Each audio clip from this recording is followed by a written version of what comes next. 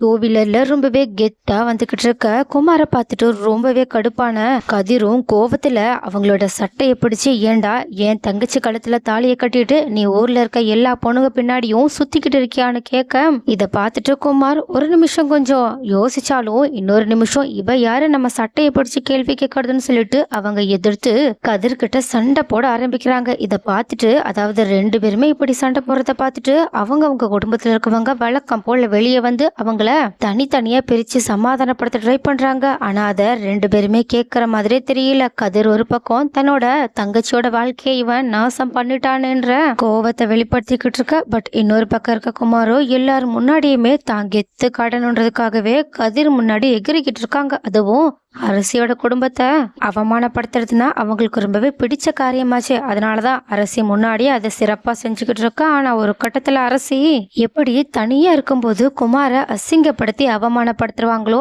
அதையே இப்போ எல்லாரும் முன்னாடியுமே செய்ய ஆரம்பிக்கிறாங்க. இத கொஞ்சம் கூட எதிர்பார்க்காத குமாரும் ரொம்பவே அதிர்ச்சியோட நின்னுக்கிட்டு இருக்க. ஆனா அரசியோ தான் இருக்கிற நிலைமை புரியாம எல்லாருக்கும் உண்மை தெரிஞ்சிரும்ன்ற விஷயத்த கூட யோசிக்காம அவங்க பாட்டுக்கு குமாரோட சட்டையை பிடிச்சு அவங்கள அடிக்கிற லெவலுக்கு போறாங்க. பட் இதை பார்த்துட்டு இருந்த சக்திவேலு, என்னடி கெட்டின புருஷனையே இப்படி கை நீட்டி அடிக்க வரணும்னு சொல்ல, அதே மாதிரியே அப்பத்தா கூட ஏமா இப்படி எல்லாம் ஒரு பொம்பளை பிள்ளை பண்ணக்கூடாதுமான்னு அட்வைஸ் பண்ண ஆரம்பிக்க. ஆனா இதை கேட்டதுக்கு அப்புறமா தான் அரசிக்கு இன்னுமே கோவம் தலைக்கேறுது. அதனால அவங்க கதிர் கட்டினதா சொன்ன தாலி தானே தான் கழுத்துல இவனை பழி வாங்கறதுக்காக கட்டிக்கிட்டதுன்னு சொல்லிட்டு அந்த ரகசியத்தை போட்டு உடைக்கிறாங்க. இதை கேட்டுட்டு அத்தனை பேருமே அதிர்ச்சியில உறைஞ்சு போய் நின்றுகிட்டு இருக்காங்க. சோ கைஸ், நீங்க என்ன நினைக்கிறீங்க? இந்த உண்மை தெரிஞ்சதுக்கு அப்புறமாவது கோமதி அரசிய மன்னிச்சு ஏத்துக்க வாய்ப்புகள் இருக்கா? அப்படி இல்லைன்னா அவங்க இன்னுமே தன்னோட குடும்பம் அவமானப்பட்டதுக்கு இவதான் காரணம்னு சொல்லிட்டு அவங்க மேல கோவத்திலேயே இருக்க வாய்ப்புகள் இருக்கா? அண்ட் ஆல்சோ இதுக்கப்புறமா அரசியோட நிலைமை என்னதான் ஆக போகுது?